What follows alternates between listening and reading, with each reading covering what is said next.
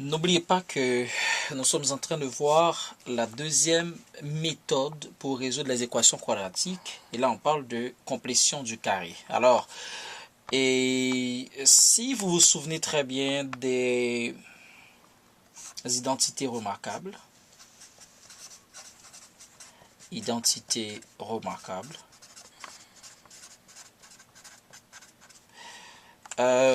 vous savez par exemple que x plus y au carré est égal à x carré plus 2xy plus y carré. X moins y carré, ça donne x carré moins 2xy plus y au carré. Et x carré moins y carré égale à x plus y, facteur de x moins y. Alors, bien sûr, vous l'avez appris dans des livres de mathématiques avec a plus b au carré, a carré plus 2ab plus b carré, mais c'est ça la vertu, bien les vertus même de l'algèbre, c'est qu'on peut remplacer une variable par une autre en faisant les mêmes choses. On va ici compléter le carré. Pour compléter le carré, la première chose qu'il faut faire, on voit ici que c'est pas un carré parce que on aurait eu par exemple un 64 ici, donc c'est vraiment pas un carré. Alors pour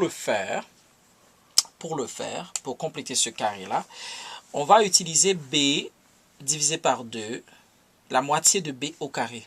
Donc, c'est la moitié de b au carré, c'est la façon de le faire. La première chose qu'il faut faire, c'est d'isoler la variable qui est à côté de l'équation. Donc, c'est-à-dire que qu'est-ce qu'on peut faire? On dit x carré moins 8x. Et parce que le 4 va changer de côté dans l'équation, ça devient un moins 4.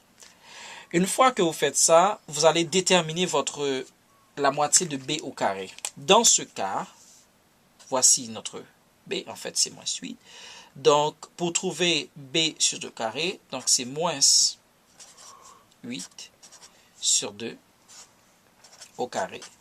Bien sûr, ça va donner 16.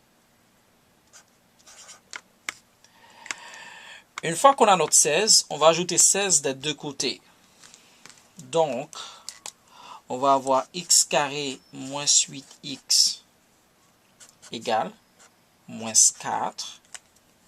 On ajoute 16 des deux côtés de l'équation pour ne rien paralyser. Donc, plus 16 et plus 16.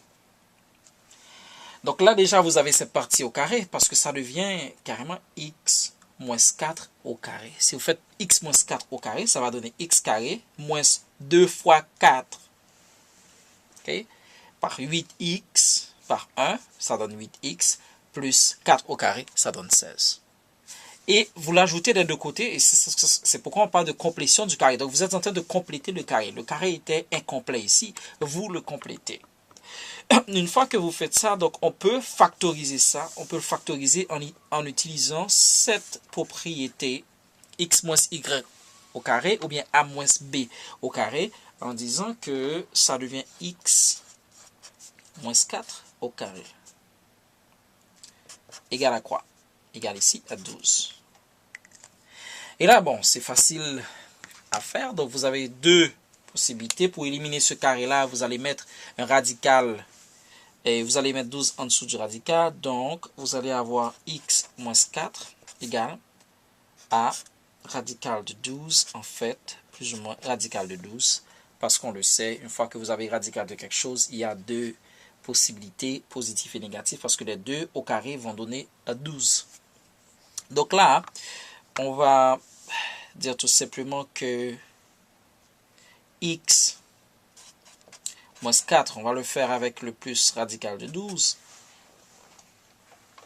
est égal à radical de 12.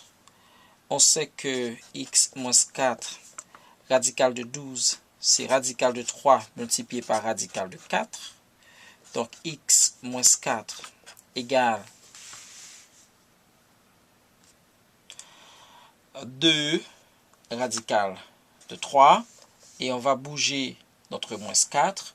Donc, vous allez avoir x qui est égal à 4 plus 2 radical de 3. Ça, c'est la première solution. Okay. La deuxième solution va être la même chose, sauf que ici, vous avez le moins qui va être devant.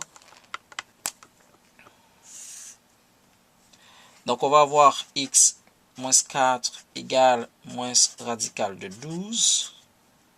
Donc, on va avoir la même chose. X moins 4 égale moins radical de 4 multiplié par radical de 3. X moins 4 égale moins 2 radical de 3. Donc, ici, on va avoir x égale 4 moins 2 radical de 3. Alors, on a notre deuxième solution. Donc, la solution générale, en fait, S, notre solution, ça va être 4 moins 2 radical de 3. 4 plus 2 radical de 3. Alors, voici comment vous complétez le carré. La première chose qu'il faut faire, il faut surtout savoir que le carré se complète avec b divisé par 2 au carré. Donc, c'est la moitié de b au carré que vous ajoutez des deux côtés. Mais avant de faire ça, il faut isoler ordinairement le c qui est dans l'équation, dans la forme générale, dans la forme canonique. Vous isolez ce c-là, vous le bougez à droite. Et pour compléter le carré, x carré, puis ensuite, vous mettez un c qui complète ce carré-là. Et dans ce cas, c'est le 16. Et vous continuez comme ça, et puis l'équation devient facile à résoudre et à faire.